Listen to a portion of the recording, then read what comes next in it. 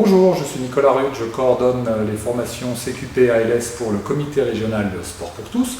Nous nous étions rencontrés lors des tests techniques et je voudrais déjà vous féliciter d'avoir réussi les tests et vous souhaiter la bienvenue à la formation CQP ALS 2015-2016. Lors de la première session, je ferai une intervention sur la construction de séance et plus particulièrement sur un outil qui s'appelle la grille de préparation de séance.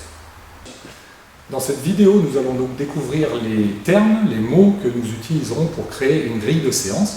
Je vous demande donc pour la première session de regarder cette petite vidéo 4 à 5 fois et puis de lire également le document qui sera joint en dessous quand vous cliquerez sur le site internet. Et ce document, lisez-le autant de fois que vous le jugerez nécessaire.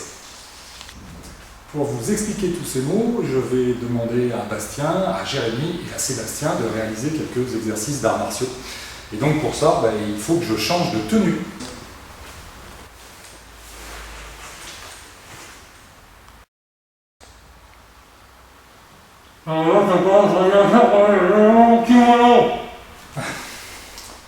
D'accord. Donc, pour commencer, la première chose à déterminer, c'est ce qu'on appelle l'exercice, ou alors le but de la tâche, ou alors la situation pédagogique.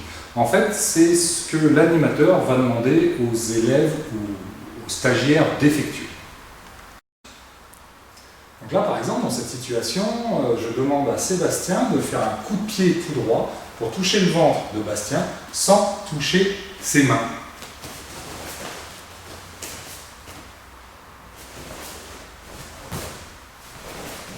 Voilà un exemple d'exercice, situation pédagogique. Le but pour Sébastien, c'est de toucher le ventre de Bastien sans toucher les mains.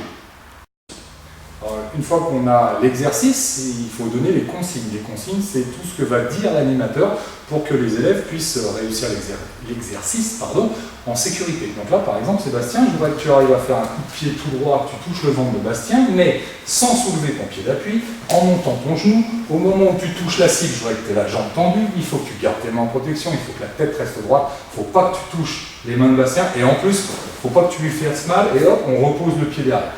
C'est bon ? Vas-y.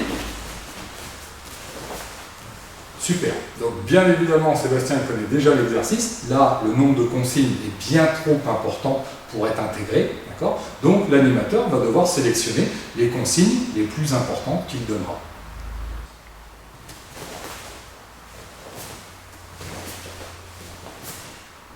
Super. Donc là, très bien fait. Tu voudrais savoir si tu as réussi à faire l'exercice. Bah oui.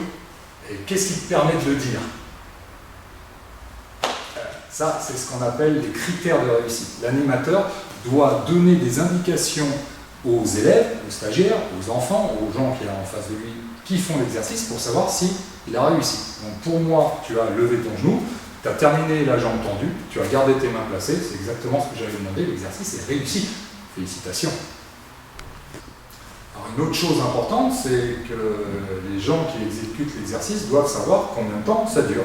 Là, par exemple, on est parti pour 20 minutes. Un petit peu plus vite quand même. Il reste 19 minutes et 40 secondes. L'autre solution, c'est également de donner un nombre de répétitions. Allez, on doit en faire 500. C'est parti.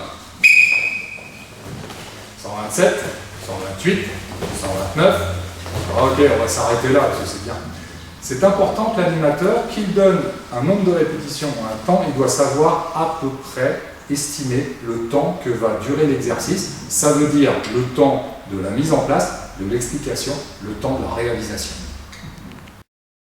Alors, nous avons tout mis en place. On a le but de l'exercice, les élèves savent ce qu'ils doivent faire, on a les consignes de sécurité et ils savent s'ils vont réussir ou pas.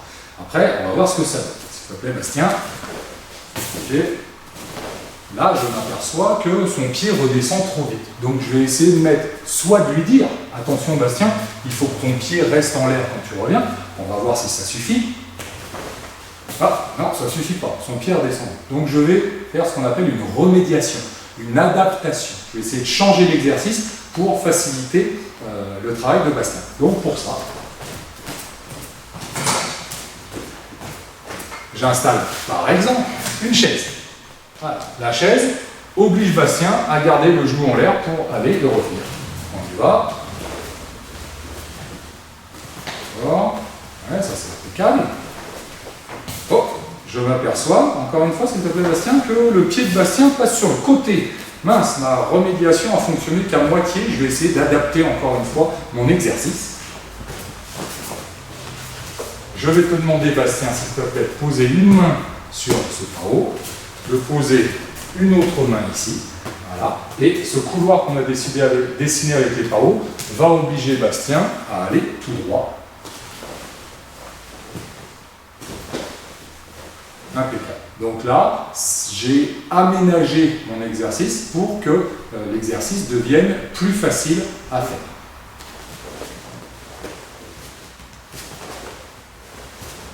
En fait, la question la plus importante qui se pose, c'est pourquoi l'animateur fait-il faire cet exercice à ses élèves? En fait, c'est l'objectif. Pourquoi est-ce que je leur fais faire ça? Est-ce que c'est un objectif technique pour que Bastien travaille un coup de pied tout droit?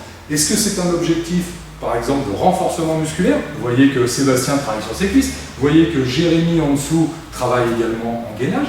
Est-ce que c'est un exercice d'organisation, puisque je vais leur demander de le faire 5 fois chacun, puis de changer de rôle à chaque fois? Allez-y, c'est parti. Donc ça peut être, bon, faut le faire quand même, ça peut être des exercices, des objectifs techniques, ça peut être des objectifs sociaux, ça peut être des objectifs de développement, de capacité musculaire, souplesse, etc. Mais l'important, c'est que l'animateur doit savoir pourquoi il fait faire tel ou tel exercice. Alors imaginez par exemple que Bastien, Sébastien et Jérémy soient des enfants et que mon objectif de cet exercice, c'est pas tellement développement de la technique ou du renforcement musculaire, c'est plutôt un exercice d'organisation du groupe, savoir où aller, combien de répétitions je fais, etc. Donc les enfants, je voudrais que vous fassiez 3 coups de pied chacun, après on change de position, on change de rôle, et quand vous revenez en position, bien sûr, il faudra changer de jambe. Et donc là, mon observable, ça va être de regarder s'ils arrivent à s'organiser tout seuls.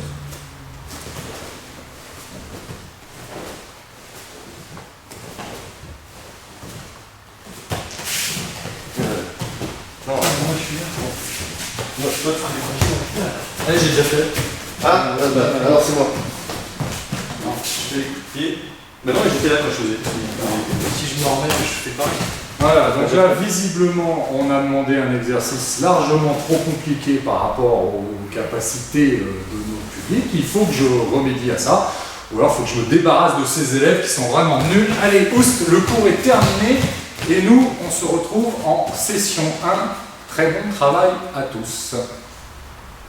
Alors, bien évidemment, il ne faut pas que je vous quitte avant de remercier les gens qui m'ont permis de faire cette magnifique vidéo. Donc, je voudrais déjà remercier Bastien Chameau, qui est un professeur de dojo d'arts martiaux et qui a un CQP ALS. Je voudrais également remercier Sébastien Dufranc, que vous connaissez, puisque vous allez l'avoir en formation, notamment sur tous les aspects d'anatomie, myologie, enfin, etc., tous les trucs un peu compliqués. Et puis, je remercie également Jérémy Lair, qui est également un animateur du dojo et qui ont sacrifié une partie de leur samedi après-midi pour nous donner un coup de main. Merci à eux, à très bientôt.